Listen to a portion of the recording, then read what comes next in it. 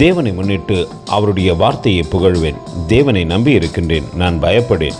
மாம்சமானவன் எனக்கு என்ன செய்வான்? சங்கீதம் 56:4. அன்பின் தேவ பிள்ளைகளை, எதை செய்தாலும் அதை தேவனுக்கென்று செய்ய வேண்டும் என்றால் அவருடைய வார்த்தை தான் நம்மை உயிர்ப்பித்தது. மோசேயை பாருங்கள், மீதியானர் தேசத்திலே எத்ரோனுடைய ஆடுகளை மேய்த்து கொண்டிருந்தார்.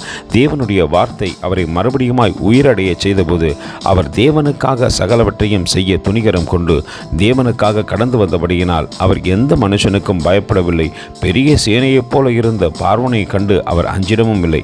நாம் தேவனுக்காக செயல்படுவோமானால் நிச்சயமாய் நாம் செய்கின்ற எல்லா காரியத்தையும் தேவன் ஆசீர்வதிப்பார். அந்த அன்பின் தேவனுக்கு நேராய் நம்மை தாழ்த்தி தரைமட்டமாய் ஒப்பு கொடுத்து அவரை பார்த்து சொல்லுவோமா, ஆண்டவரே உமக்காகவே சகலவற்றையும் செய்கின்றேன் என்று. கர்த்தர் தாமே உங்களை ஆசீர்வதிப்பாராக. ஆமென். எங்களோடு கூட இணைந்து ஊழியம் செய்ய விரும்பினால் இந்த வார்த்தைகளை மற்றவர்களுக்கும் பகிர்ந்து கொடுங்கள். இது ராஜ்யத்தின் சுவிசேஷம்.